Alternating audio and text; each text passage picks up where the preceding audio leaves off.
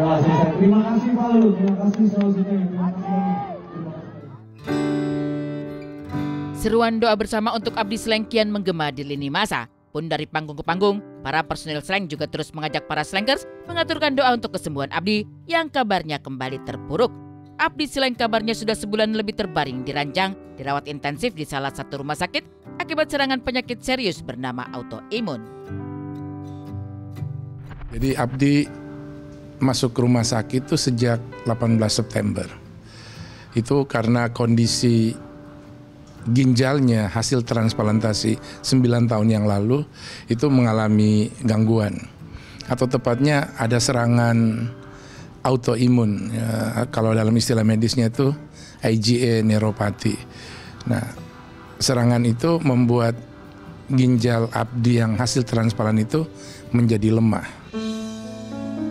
Munculnya autoimun di dalam tubuh Abdi Slank memang sangat mengejutkan banyak orang. Terlebih Budi yang sudah 8 tahun memantau kondisi adiknya. Menurut Budi, harusnya kondisi Abdi baik-baik saja lantaran sudah berhenti melakukan cuci darah. Kondisi Abdi pun kian membaik karena sukses melakukan transplantasi ginjal pada tahun 2016 silam. Namun kenyataan berkata lain. Gara-gara serangan autoimun, fungsi ginjal transplantasi seketika mengalami gangguan, membuat Abdi kembali dirawat intensif oleh dokter dan tim medis.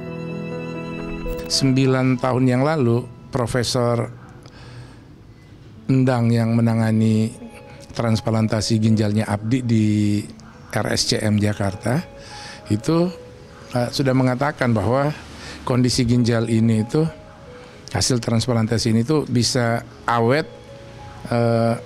sepanjang usia selama treatment menjaga kesehatan yang diberikan itu dijaga oleh Abdi. Waktu itu asumsi profesor itu 8-12 tahun atau bisa lebih panjang. Ternyata belum sampai 12 tahun, baru 8 tahun sudah mengalami gangguan. Nah, gangguan itu karena ada serangan autoimun. Itu ketahuan setelah Abdi melakukan pemeriksaan di Singapura. Keluarga ataupun dokter belum bisa memastikan penyebab autoimun bersarang di tubuh Abdi. Namun patut diduga penyakit serius itu muncul karena kondisi tubuh Abdi yang lelah akibat padatnya kesibukan. Namun yang cukup membuat keluarga heran, sakit tersebut justru membuat berat badan Abdi naik drastis dari 57 kg mencapai 80 kg. Nggak ada yang tahu apa penyebabnya, bahkan dokter sendiri juga nggak tahu. Tapi yang dialami sama Abdi itu adalah sesuatu yang tiba-tiba muncul. Dan itu ketahuan setelah dilakukan pemeriksaan di Singapura, di rumah sakit Singapura.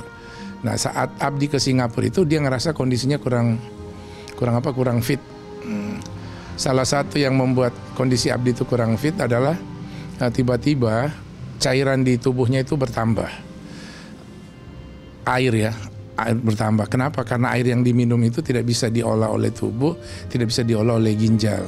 Berarti ada gangguan di ginjalnya. Nah, setelah dicek di Singapura ternyata ada gangguan ada serangan autoimun terhadap ginjalnya. Dan itu yang harus diperbaiki dulu. Artinya autoimun ini harus dihalau dulu sehingga dia tidak mengganggu ginjal yang hasil transplant itu. Nah, dalam kondisi itu ya berat badan Abdi terus bertambah karena cairan terus bertambah di tubuhnya. Dari berat 57 kg itu sampai 80. Ibarat sakit di bagian satu, sakit pula di bagian lain. Penyakit autoimun yang menyerang tubuh dan melemahkan fungsi ginjal Abdi Slank pun dirasa semakin serius ketika dokter menemukan ada pendarahan di bagian dinding perut. Lantas demi mencegah pendarahan tersebut, benarkah Abdi pun kembali melakukan operasi? Dan seperti apa kondisi Abdi setelah menjalani operasi di bagian perut? Jadi memang ada satu titik di bagian arteri dinding perutnya Abdi itu luka. Jadi darah itu untungnya di luka itu terjadi jadi secara metabolisme tubuh itu kalau darah keluar itu kan dia langsung membeku. Nah, karena di dalam perut bekuan itu jadi seperti benjolan-benjolan darah yang menggumpal. Nah, ketika gumpalan ini dipotong, itu darah itu muncrat, itu langsung dijahit oleh dokter. Itu luar biasa, dokter yang menangani itu nggak sampai semenit darah itu langsung bisa dihentikan dengan beberapa jahitan dan itu udah selesai. Jadi itu nggak ada masalah. Kabar Abdi Slank kembali dirawat di rumah sakit akibat mengidap penyakit autoimun memantik banyak perhatian. Mantan Presiden Joko Widodo pun sempat memberi perhatian dengan membesuk secara langsung. Begitu juga personil Slank, Bim Bim dan Kakak yang juga turut hadir melihat langsung kondisi Abdi. Tak hanya sampai di situ, di sosial media pun seruan ajakan doa bersama untuk kesembuhan Abdi pun terus digaungkan. Ya, dukungannya doa. Nggak ada dukungan yang lain. Dukungan doa dari banyak pihak. Nah, kalau saya boleh sebut, pertama ya kita berterima kasih karena ya saya mewakili keluarga berterima kasih dengan Bapak Joko Widodo ya, mantan Presiden Republik Indonesia. Dia datang membesuk Abdi itu 13 hari sebelum beliau lengser. Ada teman-teman yang mendoakan Abdi melalui Zoom meeting. Itu ada Menteri Budi Karya, ada Pak Triawan Munaf, ada Duta Besar Fajrul Rahman, banyak teman-teman yang lain, banyak musisi. Terus ada anak-anak yatim piatu hafiz Quran di kampung halaman di Palu. Itu ada 150 orang selama 2 malam itu dikoordinir oleh adik bungsu saya Dewi. Itu memanjatkan doa. Terima kasih juga buat Slank, manajemen Slank yang setiap konsernya Slank itu di tengah lagu, di lagu apa saja mereka itu mengajak Slankers yang lagi menyaksikan konser untuk mendoakan Abdi, karena di konser itu kan Abdi nggak main. Jadi biasanya di lagu-lagu yang slow gitu, Ku Tak Bisa, itu kakak menyampaikan doa, mengajak semua Slankers untuk mendoakan itu setiap konser.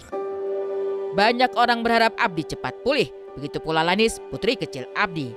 Sebab sudah sebulan lebih Lanislah yang menemani Abdi di rumah sakit. Dikarenakan profesinya sebagai dokter, semua informasi mengenai proses pengobatan Abdi melalui Lanis dan juga Budi sang kakak. Dan sejak itulah Abdi kembali ke pola hidup sehat, seperti mulai dari makanan sehat, istirahat secukupnya, dan mulai fokus memulihkan diri. Dia cuman ini aja, dia makannya lahap aja sekarang. Lebih lahap, jadi makanan-makanan yang udah lama nggak dimakan sama dia, paling kangen itu aja. Makanan yang jarang dimakan karena di rumah sakit kan makanan terbatas tuh.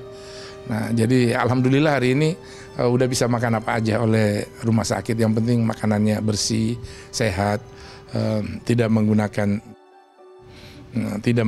garam yang berlebihan. Jadi kalau kita beli makanan, garamnya dicampur sendiri kayak gitu tuh.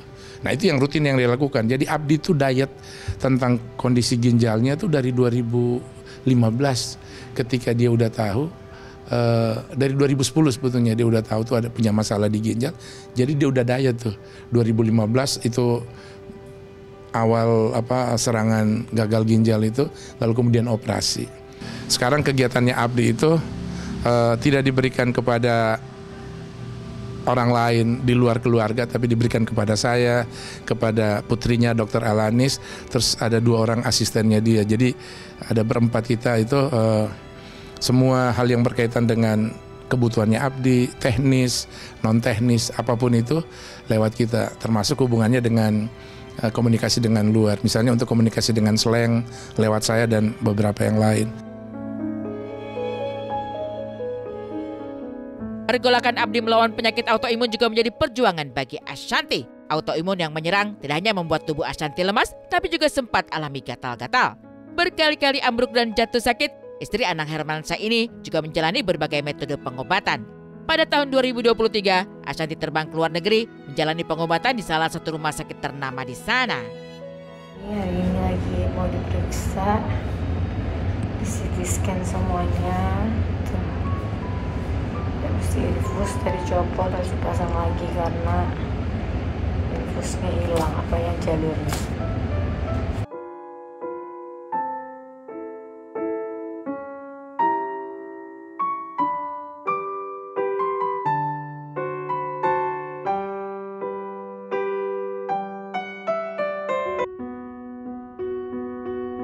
Selain Ashanti, aktor sekaligus presenter Fadlan Muhammad pun pernah terpapar autoimun. Namun, sakit autoimun yang dialami Fadlan pun semakin mengkhawatirkan karena disertai dengan penyakit batu empedu. Mau tak mau, metode pengobatan pun dilakukan lebih ekstra, mulai dari pengobatan autoimun hingga operasi pengangkatan batu empedu. Iya, habis sakit itu macam-macam sih sebenarnya. Sebelumnya dari autoimun, pas karena vaksin darahnya tuh jadi pekat, terus jadi nggak bisa aktivitas kecuali akhirnya setiap hari harus minum steroid sama painkiller itu selama 2 tahun lebih ya. Nah setelah itu muncul penyakit lain lagi yang saya juga nggak begitu ngeh adalah batu empedu. Tak hanya Fadlan, penyakit autoimun juga menjadi momok bagi Enzi Storia cukup lama. Awal kemunculannya di tahun 2010, tepatnya saat Enzi masih duduk di bangku SMA. Dimulai dari kaki bengkak dan asam urat, sekujur tubuh Enzi seperti kaku hingga sulit berjalan. Awalnya ia menduga asam urat, namun setelah dicek ke dokter, ternyata autoimun. Awalnya itu kaki aku tuh bengkak, yang kiri bengkak banget. Kayak orang asam urat gitu sebenarnya. Itu pas aku kelas 3 SMA. Jadi tuh pertama kali yang aku rasakan adalah badan aku tuh kaku, satu badan. Kaku gitu, kakunya tuh kayak mungkin gini, kalau orang nge-gym atau orang olahraga, abis olahraga besoknya badan sakit-sakit tuh. Nah ini 3 kali lipat atau 5 kali lipat sakit-sakitnya, tapi gak DBD. Terus tiap pagi-pagi badan aku akan kaku selama 1 jam. Terus aku jalan pincang, terus di tangan aku tuh mulai kayak keluar meruam-ruam merah gitu yang dia kembar gitu kanan kiri. Jadi di tangan kanan sini sama tangan kiri. Dari kisah Abdi Sleng yang berjuang melawan sakit autoimun, seperti apa luapan duka Ganindra Bimo dan Andrea Dian melepas kepergian salah satu hewan kesayangan mereka? Seperti apa juga potret rumah duka khusus untuk hewan?